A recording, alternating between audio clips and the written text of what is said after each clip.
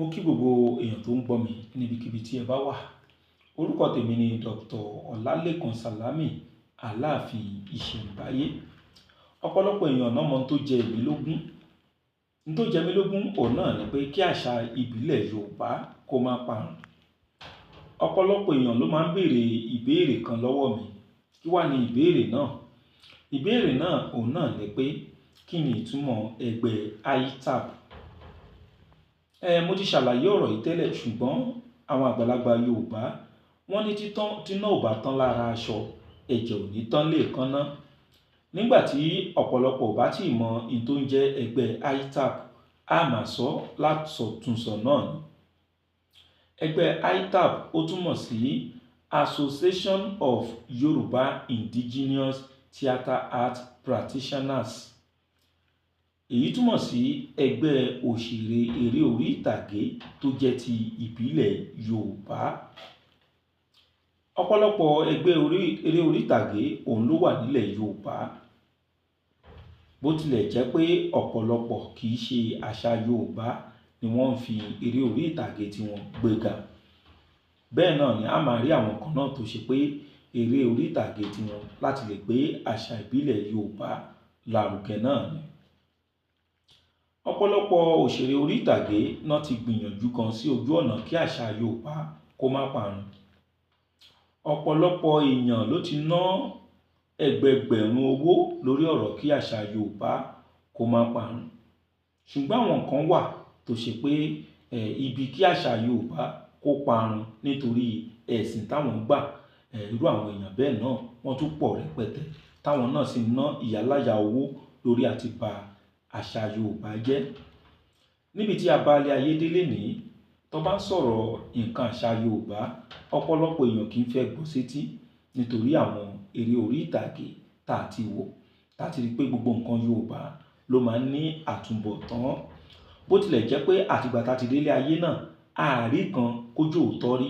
Ṣùgbọ́n bàtà ti ń rí nínú fíìmù, àti gbà pé ohun tó ń ṣẹlẹ̀ nínú fíìmù òun náà ni àwọn nǹkan tó ń ṣẹlẹ̀ lójú ayé.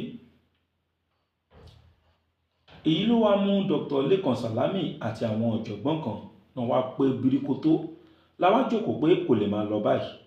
Ẹ jẹ́ káwọn èèyàn mọ̀ nípa àṣà ìbílẹ̀ Yorùbá, kó má jẹ́ pé nítorí ẹ̀sìn àṣà ìbílẹ̀ àwọn òyìnbó la máa bá wọn gbé lárugẹ. Bẹ́ẹ̀ sì ni ọ̀pọ̀lọpọ̀ àwọn òyìnbó yìí náà tí wọ́n bá dèlú wọn, àṣà ìbílẹ̀ wọn ò fi sílẹ̀. Èyí tán wá fẹ́ kí àwa mọ̀ níbí láti lè máa fi tàn wá jẹ, òun náà mú wá sáàrin wa. Kó tó wá di pé a máa wá bá débi pé téèyàn bá ń lo àgbo jẹ̀dí Yorùbá tó yẹ pé ó máa ní repercussion, àbí repercussion sì ni kó tó di pé ó máa rí bẹ́ẹ̀. Nípa máa mú àgbo Yorùbá, wọ́n á sọ pé ó ní àtúbọ̀tán. Làwa ni pé ẹ jẹ́ ká gbé ẹgbẹ́ eré orí ìtàgé kan kalẹ̀ tí ó lè máa sọ fáwọn èèyàn pé kì í ṣe bẹ́ẹ̀ ṣe ń wò nínú fíìmù ni gbogbo nǹkan ṣe rí nígbà míì. Kì í ṣe gbogbo nǹkan Yorùbá ló máa ní àtúbọ̀tán. Àwọn nǹkan tó dáa ó wà nínú àṣà Yorùbá. Bẹ́ẹ̀ sì ni àwọn nǹkan kan wà tó ṣe pé àwọn èèyàn náà sọ di tí ò dáa nínú àṣà Yorùbá. Orúkọ ẹgbẹ́ eré orí ìtàgé tá a wá gbé kalẹ̀ náà òun ló ń jẹ́ ITAB. Àǹfààní wà fún gbogbo ẹni tó fẹ́ darapọ̀ mọ́ ẹgbẹ́ náà. Gbogbo ọmọ ẹgbẹ́ náà tá a bá ń ṣe eré orí ìtàgé, àwọn náà máa kópa ńbẹ̀. Àwọn èèyàn á sì máa rí àwọn ọmọ ẹgbẹ́ wa nínú àwọn eré orí ìtàgé tá a bá ń gbé jáde sórí YouTube. Ìjẹ́ òṣèré orí ìtàgé nìwọ ni? Ìjẹ́ àwọn èèyàn wọ́n tiẹ̀ ti sọ ẹ́ di àtẹ̀mẹ́rẹ̀? Ìjẹ́ wo ti ẹ̀ rọ́wọ́ mú nítorí pé ẹ̀wà Yorùbá ti ń bẹ lẹ́nu rẹ̀? Nítorí pé a ti bá ọ̀làjú wa débi pé bí èèyàn bá tún sọ èdè Yorùbá tó lágbára jù, àwọn èèyàn ò ní fẹ́ kó wà nínú fíìmù táwọn fẹ́ gbé jáde nítorí pé kò bá ìgbà mu. Ṣùgbọ́n ẹgbẹ́ ITAB ó dúró fún gbogbo irú àwọn èèyàn bẹ́ẹ̀. Kì í ṣe eré ọ́fíìsì nìkan òun ni a máa ṣe nínú ẹgbẹ́ náà. Bẹ́ẹ̀ sì ni kì í ṣe eré babaláwo nìkan la máa ṣe nínú ẹgbẹ́ náà. A máa ṣe eré oríṣiríṣi tí ó máa gbé àṣà Yorùbá lárugẹ, tí ó máa fi àwọn òdodo ẹwà Yorùbá tí ó máa fi hàn. Fún àpẹẹrẹ, ìgbà tí wọ́n lọ sílé babaláwo, tán lọ wo iṣẹ́ tí èèyàn lè ṣe jẹun.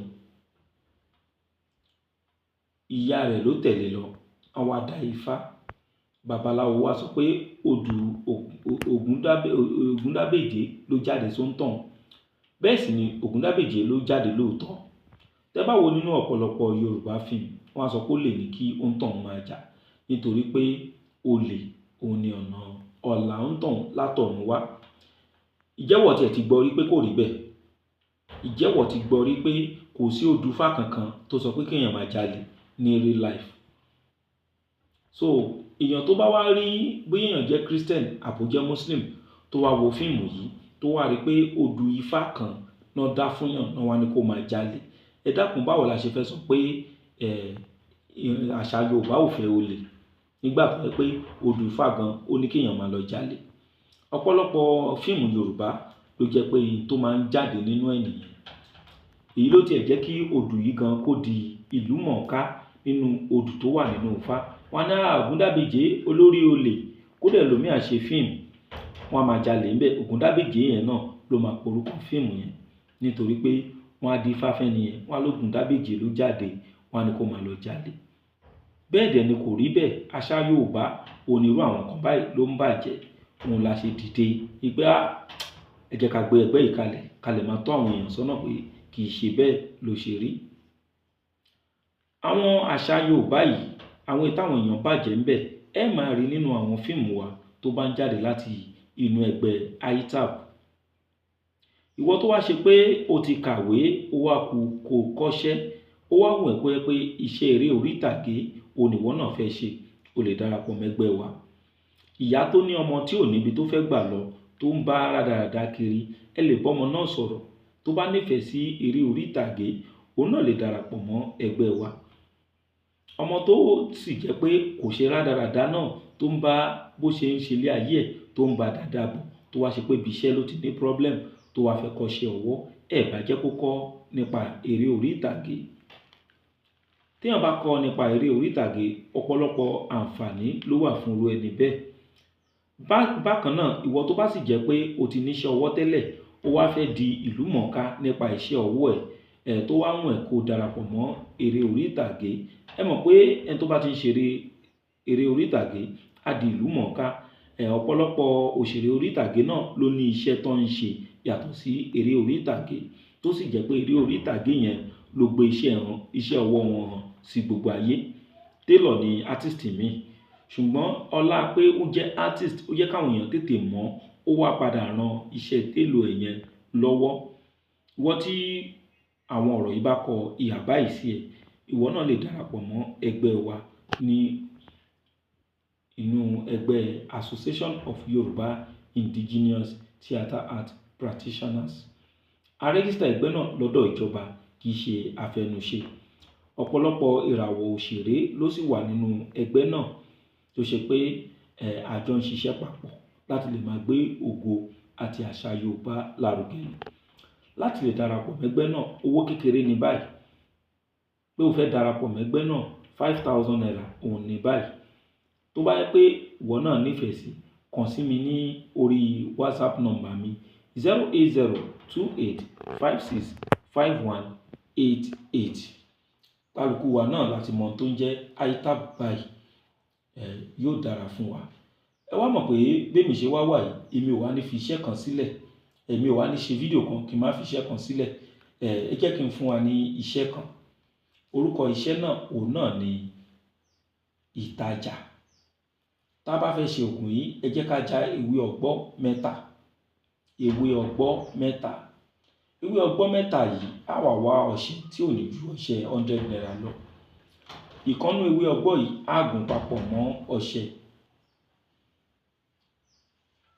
Ẹlẹ́ẹ̀kejì nínú ewé ọ̀gbọ́ yìí á fi sílẹ̀, á wá kó ọṣẹ yìí, á kó sí orí ẹ̀. Ẹlẹ́ẹ̀kẹta ewé ọ̀gbọ́ yìí, ẹ wá jẹ́ ká fi bo ọṣẹ yìí. Ó túmọ̀ sí pé á gùn ọṣẹ kan mọ́, á gùn ewé kan mọ́ṣẹ, á fi ọṣẹ kan tẹ́lẹ̀, á kọ ọṣẹ yìí lé lórí, á wá mú ewé ọ̀gbọ́ ẹyọ kan tó kù, á fi bò, á wá gbé sí ẹ̀gbẹ́ kan nílẹ̀ẹ́lẹ̀ ilé wa. Bá ṣe ń lò ní pé tá bá ti fẹ́ jáde lọ síbi ìtajà wa, á bù díẹ̀ lára ọṣẹ yìí, á fi fọ ọwọ́ wa. Tá bá rí pé ọṣẹ yìí á pọ̀ jù torí 100 naira tí mo dárúkọ, ẹ jẹ́ ká pín 100 naira yìí sí méjì, kì í ṣe ọṣẹ tó máa pọ̀ rẹpẹtẹ tí ó fi gba inú ewé ọ̀gbọ́ yìí. A máa fi fọwọ́, kò ní gbólóhùn ká ṣáà ti fi fọwọ́ ká tó jáde lọ ni. Ògùn náà ṣiṣẹ́ fún ẹni tó ní ṣọ́ọ̀bù àti ẹni tó ń kiri ọjà. Ẹ má gbàgbé pé Dr. Lekan Salami WhatsApp number mi ni 080 28 56 51 88.